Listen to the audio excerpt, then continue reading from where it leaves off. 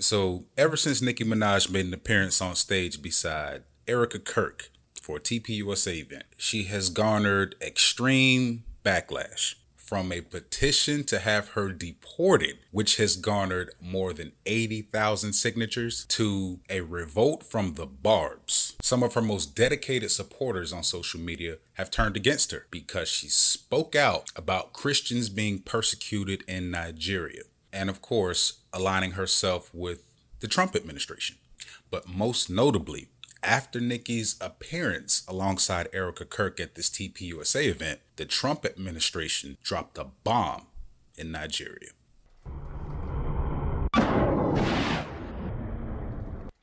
Whether you support Nicki Minaj or you're somebody who signed off on that petition, I have a question for you. Do you know the history of what's actually happening in Nigeria and why it was so important to Nicki Minaj as a woman? When it comes to this specific issue, Mo is on Team Nicki because I've studied this for the better part of the last 20 years. What do you know about Boko Haram? And after learning about Boko Haram, will it change your opinion about Nicki Minaj? Because I think this counts as foreign policy experience, and it may catapult Nicki into the political realm. President Nicki is not a far-fetched idea, because after her sit down with Erika Kirk, world leaders are turning their focus towards protecting Christians all over Africa. Let's discuss.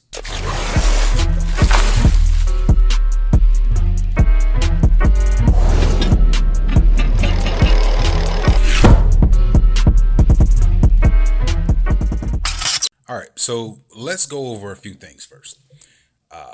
If Boko Haram or the persecution of Christians in Nigeria is a new thing to you, there may be a few reasons for that. And the most likely reason is probably your political affiliation. Unfortunately, we're in a time where even the treatment of human beings has become a political issue. And it goes back to the days of Obama, back when we used to call him Barack, right? When he initially was running for president, when he was going up against Hillary Clinton in the primary. This was around the time Boko Haram was in their heyday. If you remember these days the way that I do, you remember there was a lot of unnecessary criticism of Barack Obama. You know, everything from his heritage to his birth certificate, the tan suit. There was so much unnecessary criticism of Barack Obama that a lot of Democrats did not take conservatives seriously, even when they spoke about serious issues. That being said, the issue of Christians being persecuted in Nigeria and all throughout Africa altogether, it was the conservatives who took the lead on that. They were leading the charge as far as bringing awareness. My education on the issue came from talking heads on conservative talk radio, from Rusty Humphreys to Mark Levin to Sean Hannity. Rusty Humphreys in particular, it was something he spoke about regularly on a daily basis. And I believe that if you want the most in-depth coverage of what was happening with Boko Haram and the persecution of Nigeria and the open border policies in Nigeria that allowed this influx of extreme terrorists to come into the nation, you would have to go back and find those old conservative talk radio archives, the Rusty Humphreys archives in particular. And another reason that this issue was probably pushed to the side by a lot of figures in the media who lean liberal is because it was a very divisive topic as far as religion. Let them tell it, highlighting the persecution of Christians in Africa was a way to demonize Muslims and the Islamic faith. And I kind of agree with that, but at the same time, from the conservative talking heads that I was listening to, they always made it a conscious effort to call these terrorists radical Islamic terrorists. It was never an outright implication of Muslims or the Islamic faith. They made sure that they highlighted that it was the fringe. And these fringe terrorists were waging religious war against these people. Everything from pillaging to murder to rape.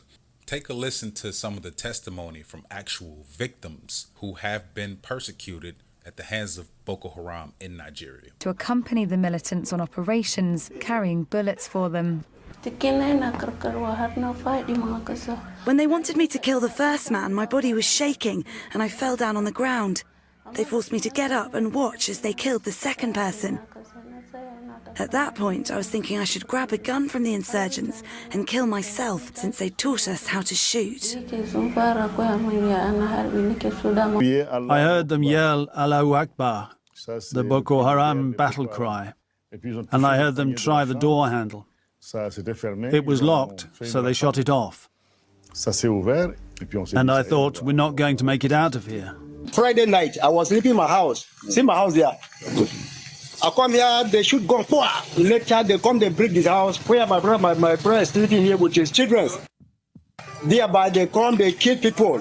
They were breaking the house. Say, Allah Akbar, Allah Akbar, Allah Akbar. Now, the BBC, they did a good job at, putting a face on some of it. That was just a very small bit of what the Nigerian Christians have been going through for decades, right? But I still got a better understanding listening to it through the coverage of the conservative radio hosts back in the day, because they were talking to people in real time on the ground, and they gave what you can call more graphic details that it's a little bit much, but it does give you a thorough understanding of how barbaric these terrorists were behaving against these Christians in Nigeria.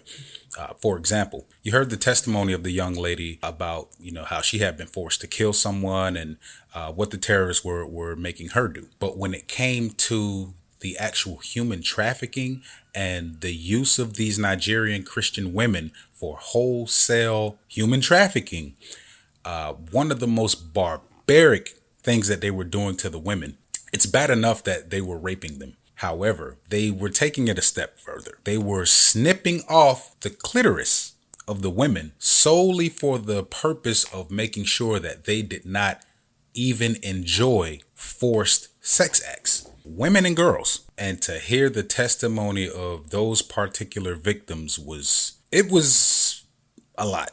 And I always wondered, why isn't the United States intervening? And even to this day, with Donald Trump launching a strike in Nigeria, it constitutes the very first time military action has been taken, because there are a lot of nations who have boots on the ground in Nigeria, but it's not for combat. What they do, they surveil the terrorists. They gather data and then they provide it to the Nigerian government to do something about it. So essentially, it's been the responsibility of the government of Nigeria to take action against these terrorists with data that has been collected by the French government or the United States. That's not enough. And Donald Trump is the first president to take military action against terrorists in Nigeria. Now, I've known about these things since, I want to say 2008, 2007, somewhere along there. But it didn't really become an American issue until Michelle Obama took action. And even that didn't take place until 2014. But it was because of her maternal instincts. Michelle Obama has 2 daughters. And the fact that Boko Haram took their terrorism to schoolgirls, it struck a nerve. And Michelle Obama felt compelled to say something. And when she did, Hollywood responded. Hello, everyone. I'm Michelle Obama. And on this Mother's Day weekend, I want to take a moment to honor all the mothers out there and wish you a happy Mother's Day. I also want to speak to you about an issue of great significance to me as First Lady, and more importantly, as the mother of 2 young daughters. Like millions of people across the globe, my husband and I are outraged and heartbroken over the kidnapping of more than 200 Nigerian girls from their school dormitory in the middle of the night. This unconscionable act was committed by a terrorist group determined to keep these girls from getting an education. Grown men attempting to snuff out the aspirations of young girls. And I want you to know that Barack has directed our government to do everything possible to support the Nigerian government's efforts to find these girls and bring them home. And it finally brought the worldwide focus to what Boko Haram had been doing in Nigeria that the conservative radio heads have been talking about for the better part of the last 10 years up until that time. So in short, you probably were today years old when you learned that Michelle Obama, Mark Levin, Rusty Humphreys, and Sean Hannity all agreed on one thing: saving Christians in Nigeria. Even if it takes a while for us to all get onto the same page, at the end of the day, we are all good people. And thanks to Nicki Minaj, something that we all agree on was finally done. Military intervention by the United States against those responsible for persecuting Christians in Nigeria. So what's the governor's take? Well, as governor of the state of Florida, let me tell you what Governor Mo would do. First and foremost, it is imperative that any governor in the United States follow the lead of the sitting president, no matter who it is, no matter what party you're affiliated with. If you're a Republican governor and there's a Democrat president, you follow the lead of the president. If you're a Democrat governor and there's a Republican president, you follow the lead of the president regardless.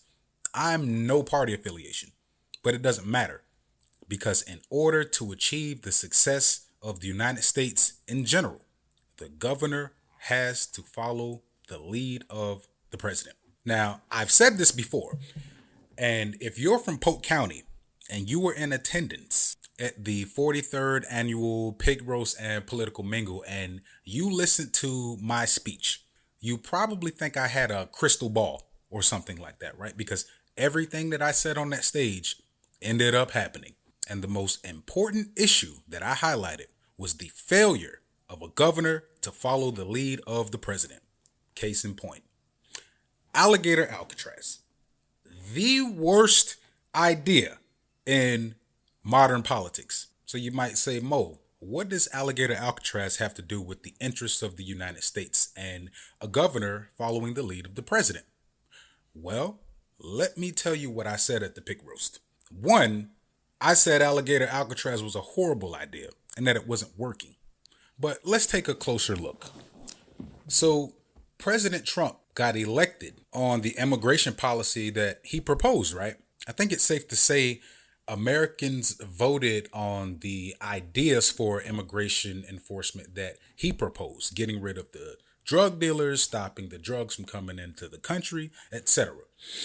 Well, the truth of the matter is, in order to effectively accomplish the goals that he set out, he needed the backing of individual states and the local governments. Because at the end of the day, the president's way up here proposing his ideas for immigration enforcement, but guess where the boots on the ground are coming from? The sheriff's office. Well, Governor DeSantis allocated $400 million, almost $500 million, to build this detention facility, Alligator Alcatraz. It has the scary name to it. They threw it up in a matter of days, even though the Sunrail cost the same price, and it took a couple years to even get it going. But whatever, right? They got this thing, this $400 million project just going up in a snap. I told the Pig Roast attendees that that same $400 million, probably less, would have been better spent hiring new sheriff's deputies who specialize in immigration enforcement. That way, you're not wasting resources rounding up kids in schools or construction workers or migrants who are actually making contributions to their communities here in America, right? You're actually going to sniff out the bad guys.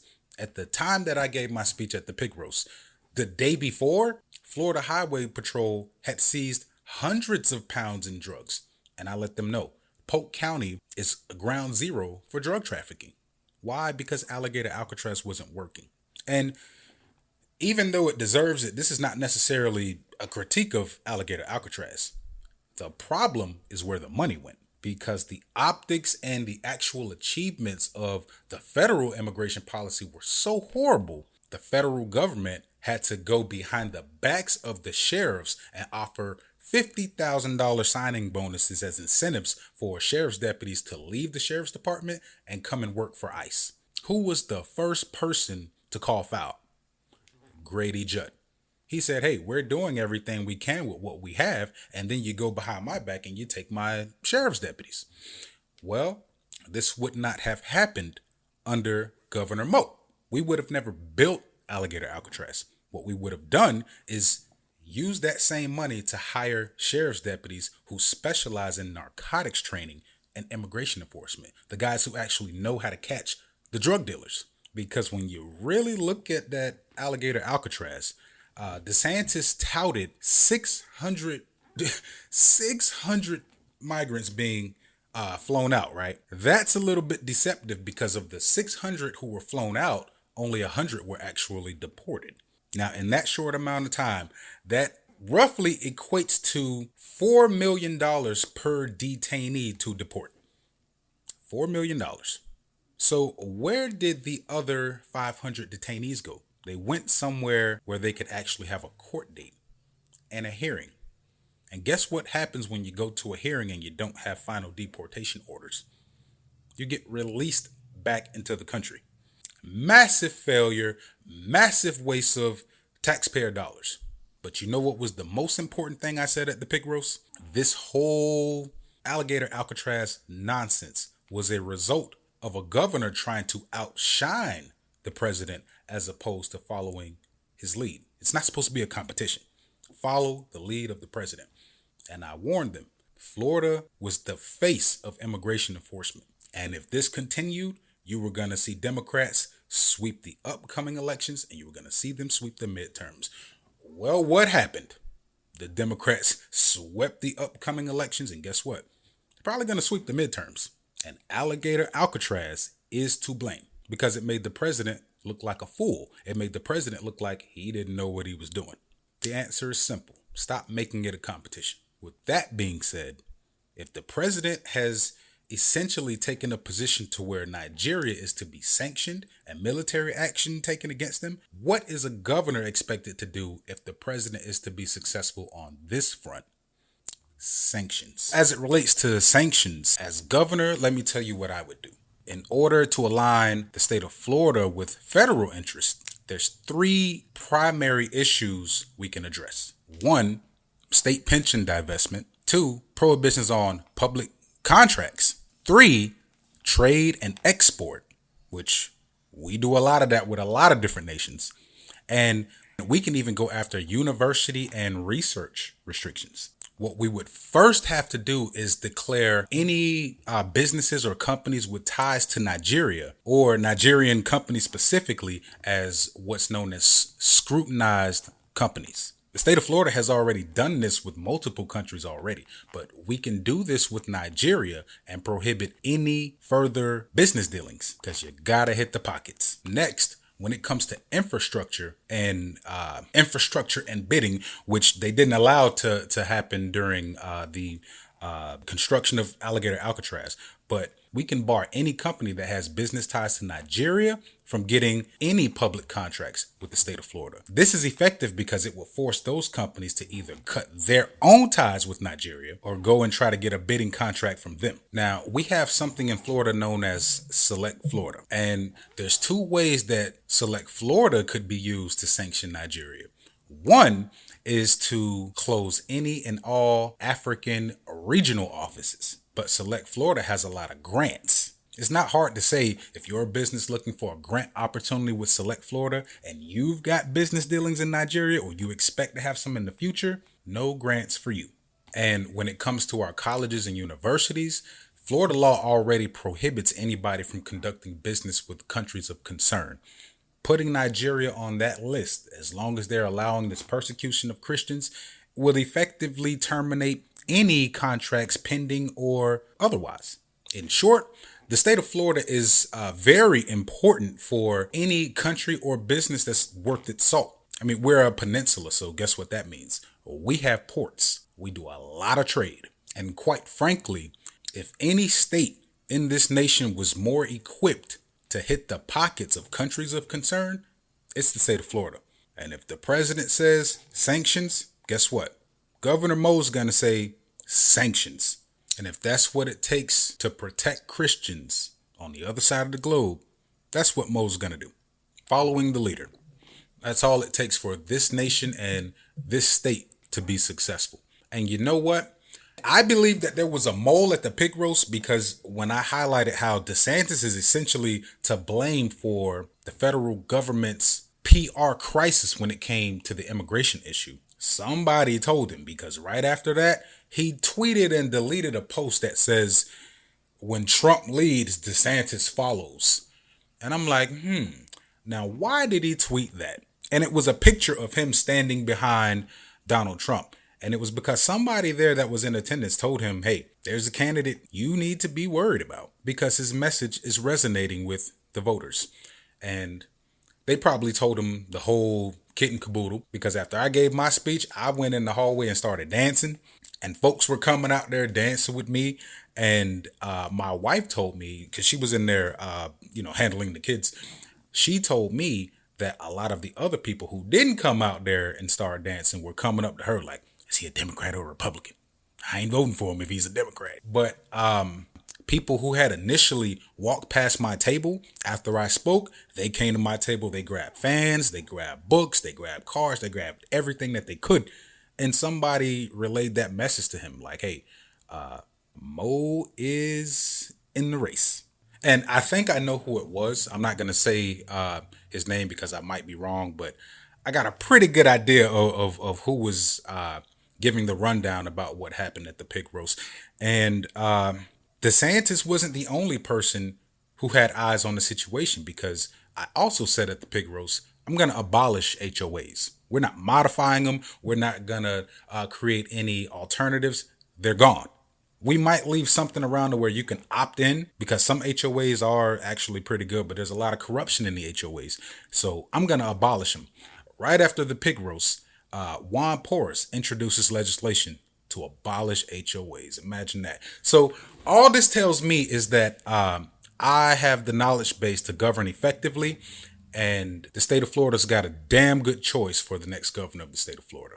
With that being said, if you want to volunteer for my campaign, download my app, MoGBT, fill out an application within the app to become a Mojo, and you can Mojo right from within the app by phone banking and helping us out with our voter outreach initiative. You can watch my movies and a documentary on the Post nightclub shooting on Roku by adding my Roku app Mo and getting a better understanding for the no party affiliation candidate who's asking to serve you as the 47th governor of the state of Florida. I love you all. And we're actually about to start cranking up the live shows and you guys are going to be able to call in. I'm thinking about Monday through Friday, starting at 10 a.m., maybe 10 to 12, and take calls and get you guys' input on what the future of the state of Florida looks like to you. With that, I think when it comes to Erika Kirk, if anybody was doubting her ability to lead TPUSA after the passing of her husband, I say that after her conversation with Nicki Minaj, all doubts have been erased. She's clearly more powerful than Charlie ever was, meaning a sit down with Erika Kirk should be on everybody's agenda. Erika, if you get wind of this video, I'd love to have a sit down with you and talk about these judges here in Orlando in the 9th Judicial Circuit, the local corruption, the election rigging, you name it.